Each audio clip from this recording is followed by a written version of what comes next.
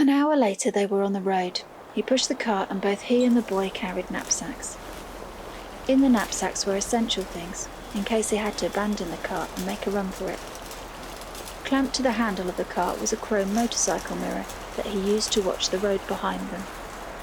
He shifted the pack higher on his shoulders and looked out over the wasted country. The road was empty. Below, in the little valley, the steel grey serpentine of a river, motionless and precise.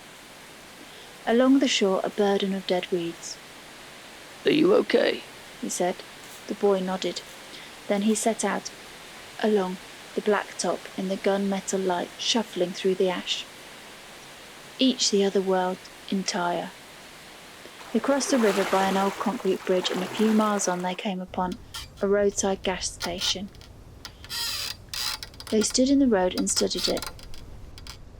"I think we should check it out," the man said. "Take a look." The weeds they forded fell to the dust about them. They crossed the broken asphalt apron and found the tank for the pumps. The cap was gone and the man dropped to his elbows to smell the pipe. But the odour of gas was only a rumour, faint and stale. He stood and looked over the building, the pumps standing, with the hoses oddly still in place, the windows intact. The door to the service bay was open and he went in, a standing metal toolbox against one wall. He went through the drawers, but there was nothing he could use. Good half-inch drive sockets, a ratchet, and he stood looking around the garage, a metal barrel full of trash. He went into the office, dust and ash everywhere.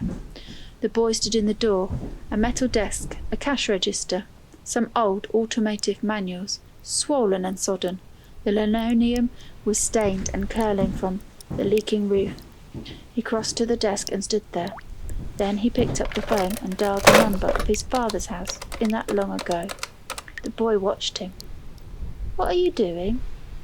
he said. A quarter-mile down the road he stopped and looked back. "We're not thinking," he said. "We have to go back."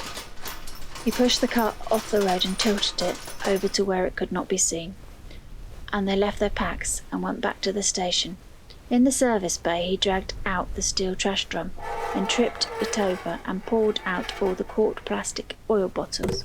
Then they sat in the floor decanting them of their dregs one by one, leaving the bottles to stand upside down, draining into a pan, until at the end they had almost half a quart of motor oil.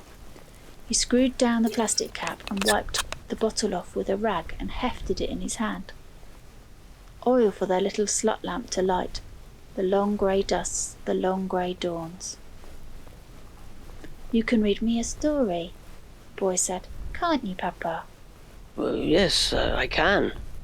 On the far side of the river valley, the road passed through the stark black burn, charred and limbless trunks of trees stretching away on every side, ash moving over the road, and the sagging hands of blind wire strung from the blackened light poles whining thinly in the wind.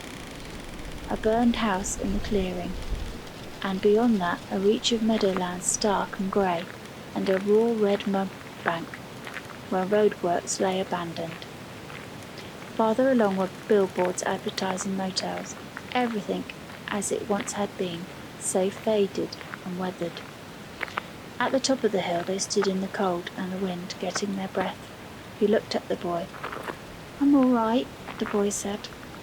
The man put his hand on his shoulder and nodded toward the open country below them. He got the binoculars out of the cart and stood in the road and glassed the plain down, where the shape of a city stood in the greyness like charcoal, drawings sketched across the waste. Nothing to see, no smoke. "Can I see?" the boy said. "Oh, yes, of course you can." The boy leaned on the cart and adjusted the wheel. "What do you see?" The man said. "Nothing."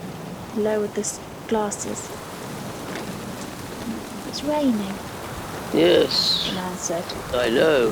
They left the car in a gully covered with a tarp and made their way up the slope through the dark poles of the standing trees to where had been running a ledge of rock, and they sat under the rock, overhung, and watched the grey sheets of rain blow across the valley. It was very cold. They sat huddled together, wrapped each in a blanket over their coats, and after a while the rain stopped and there was just the dripping in the woods.